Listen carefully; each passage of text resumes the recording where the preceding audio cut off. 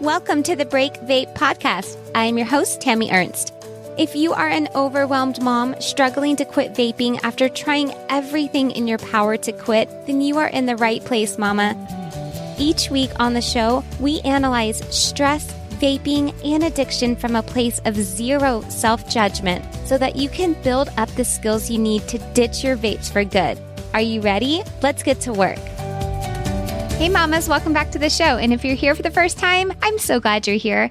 I hope everyone had an amazing Thanksgiving last week. I have been having such a wonderful time coaching those of you who have been scheduling your strategy sessions through my website, emailing in directly at hello@breakvapes.com, and DMing me on Instagram at MissQuitVaping. I don't know if it's the holidays or what, but you guys are lit up about quitting. It's your time to shine and to stop letting vaping weigh you down. So if you're on the fence, reach out to me via one of the ways I just mentioned and come join us over here in vape-free land because you will wind up being so grateful to yourself for quitting. And on that note, today, we're going to talk about one of my favorite ways to show gratitude during the holiday season and some specific examples of how you and your whole family can tap into gratitude if you're just not quite feeling it yet. To do this, we're going to take a little trip down memory lane and talk about one of my favorite books. Have you guys ever read a book called The Giving Tree by Shel Silverstein? It has a green cover with a drawing of a tree and a little boy on the front. I used to read this book all the time when I was little, along with Shel Silverstein's other books like A Light in the Attic and Where the Sidewalk Ends. Do you guys remember those? They're all fun and imaginative books, in my opinion. And The Giving Tree had some controversy around what kind of message it was sending to readers. Was it sending a message of having a tree that's enabling this little boy and the boy never being grateful, or having the boy practice selfishness? You really don't know unless you interpret it the way that you want to. So picture this. This is how the story goes. We have an apple tree and a boy who are the best of pals. And this tree is the epitome of generosity, always giving. And our boy, well, he starts off as a playful child and grows through all the stages of life, yet the tree always sees him as her little boy. When he's a kid, he's all about fun times with the tree, like climbing and swinging from her branches. But as he grows older, he visits her less and less often. And then his visits become less about, how's my old friend the tree doing, and more about what he can get from the tree. And he's there for apples to sell, branches for building his house, and even her entire trunk to make a boat. And guess what? The tree keeps on giving him all these parts of herself willingly, and she's happy to help at each stage because seeing him happy makes her happy too, at first. So now let's think about this in terms of moms. Isn't that just like us? We're always there providing what our families need.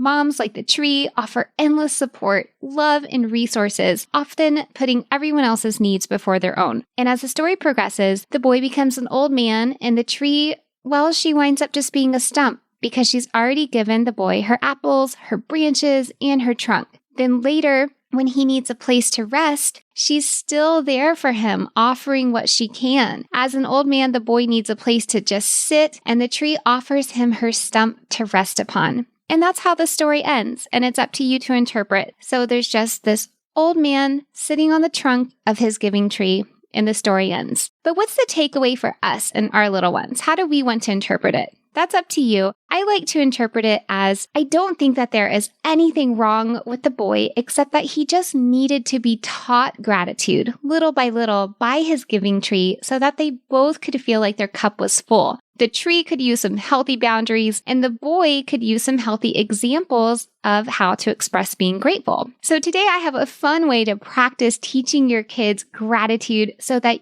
you can feel some love and appreciation that you may have lost for yourself along your vaping journey. We don't want to wind up feeling like the giving tree during the holidays or any other time, especially when vaping already makes you feel bad about yourself. So consider making a gratitude tree. This is a fun project to get your family in on.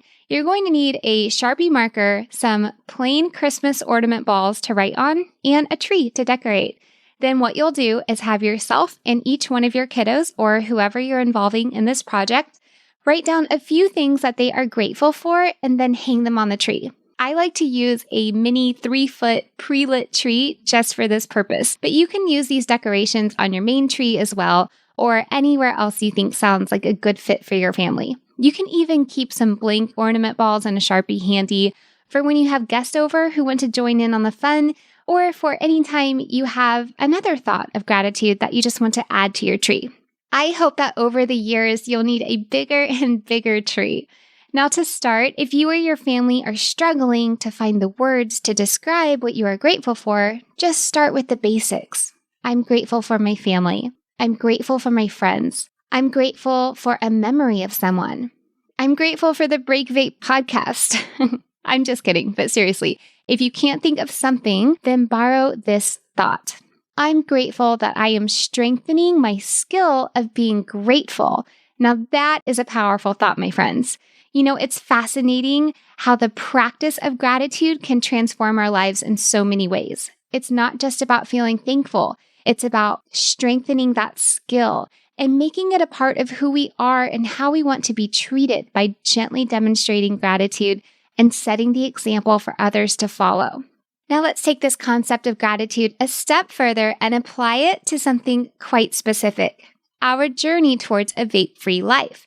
Imagine this. Start telling yourself how grateful you are for your vape-free life. Even if you're just beginning this journey, envision that gratitude as if you've already achieved your goal. This goes beyond positive thinking and into setting a powerful intention. Turn this thought of gratitude into a physical manifestation with your gratitude tree, for example. Then transform this intention into a tangible goal. Next, set clear, achievable steps towards living vape-free, like reducing usage gradually, seeking support from friends, or finding healthier habits to replace vaping. And here's the crucial part. Get to work on creating evidence for yourself that you're actively working towards this goal and celebrate the small victories along the way. In doing this, you're not just hoping for a change, you're actively creating it. Your journey towards a vape-free life becomes a living, breathing part of your daily existence. And remember, every step, no matter how small, is a reason to be grateful. It's a reason to acknowledge your strength and resilience. So as we end today's episode, I encourage you to embrace gratitude in all forms. Be grateful for the progress you've made, for the journey ahead, and for the strength you have to transform your life. Again, be grateful for the journey ahead. Let's carry this spirit of thankfulness with us in every challenge we face and every goal we set. Until next time, stay grateful, stay motivated, and keep striving for those positive changes in your life. Thank you for joining me today, and I can't wait to catch up with you in our next episode. Bye for now. Thanks for tuning in today. If you like what was offered in today's show and want even more support, head over to www.breakvapes.com and schedule your free strategy session to discover exactly how my proven system can help you ditch your vapes for good. Bye for now.